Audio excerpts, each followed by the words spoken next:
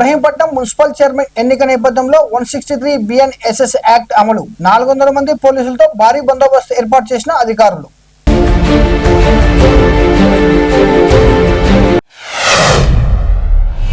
హైదరాబాద్లోని గోసా మహల్లో diamond ripe అనే ఇథిలియన్ రసాయనాన్ని అధిక మోతాదులో వాడి కృత్రిమంగా పండించిన సుమారు 200 కిలోల మామిడి పంటను పోలీసులు స్వాధీనం చేసుకున్నారు.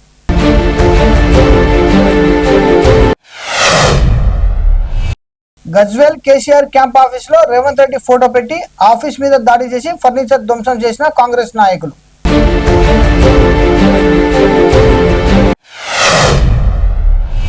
నెల్లూరు జిల్లా సంగం మండలం కొలగట్ట సమీపంలోని ఆర్టీసీ బస్ అదుపు తప్పి బోల్తా పడింది. అనంతపురం నుంచి నెల్లూరు వెళ్తుండగా ప్రమాదం చోటు చేసుకుంది. 22 మంది ప్రయాణికులు సురక్షితంగా బయటపడగా పలువురికి గాయాలయ్యాయి. ఎదురుగా వచ్చిన లారీ కారణంగా ప్రమాదం జరిగినట్టు డ్రైవర్ తెలిపాడు.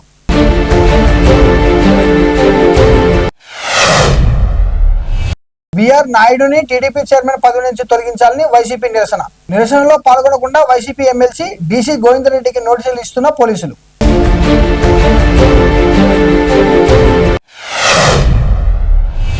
యాదాద్రి లక్ష్మీ నరసింహస్వామి వారి జన్మ నక్షత్రమైన స్వాతి నక్షత్రం పురస్కరించుకుని గిరి ప్రదర్శన నిర్వహించిన ఆలయ అధికారులు. ఈ గిరి ప్రదర్శనలో పాల్గొన్న వేలాది మంది భక్తులు.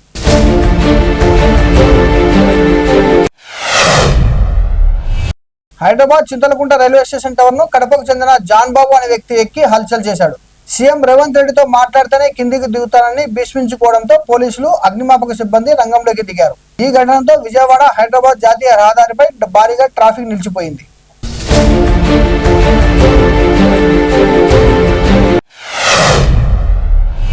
తిరుమల శ్రీవారిని దర్శించుకున్న ఆర్సీబీ రజిత్ పటిదార్, జితేష్ శర్మ దర్శనానంతరం ఆలయ అధికారులు వీరికి తీర్థ ప్రసాదాలు అందజేశారు.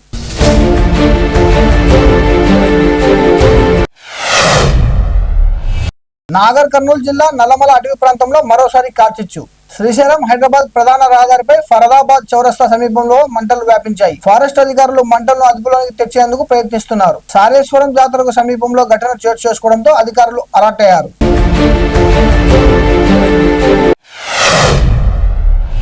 బాసరా ఆలయ అభివృద్ధిపై ఉన్నతాధికారులతో సీఎం రేవంత్ రెడ్డి సమీక్ష. బాసరా ఆలయ అభివృద్ధికి సంబంధించి మాస్టర్ ప్లాన్ పై చర్చ.